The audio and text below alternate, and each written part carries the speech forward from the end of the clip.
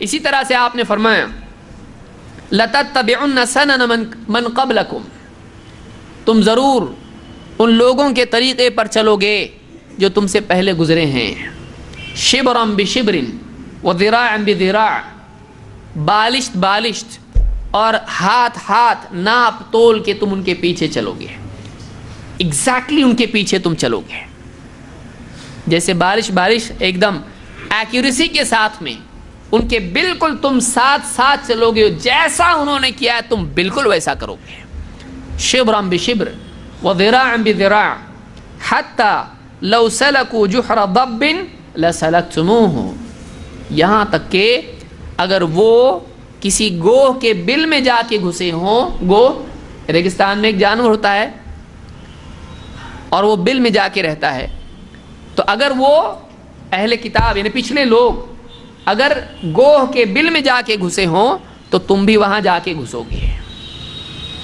یعنی تم اتنا فالو کرو گے، اتنا ان کے پیچھے جاؤ گے کہ تم دیکھو گے کہ نہیں کہاں جا رہے ہیں یہ لوگ، کہاں جا رہے دیکھو گے نہیں، جہاں وہ جا رہے تم بھی جاؤ گے، اتنا پیچھے کہ گوہ کے بل میں تو اس کے پیچھے جائیں گے، وہاں بھی جائیں گے۔ صحابہ نے پوچھا قلنا یا رسول اللہ الیہود والنصارى، صحابہ کہتے ہیں ہم نے پوچھا اللہ کے رسول کون، یعنی پچھلے کون، یہود و نصارہ،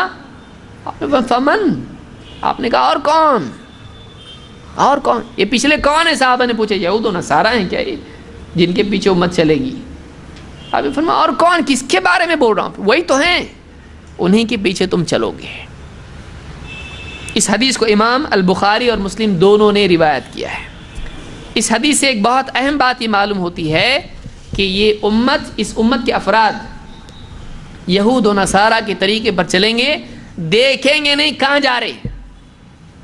جائیں گے پیچھے، ہر چیز میں ان کی موافقت کریں گے۔ پوری امت نہیں جائے گی، لیکن اس امت میں ایسے افراد ضرور ہوں گے جو ان کی ہر چیز میں تقلید کریں گے، ہر چیز میں ان کے پیچھے چلیں گے،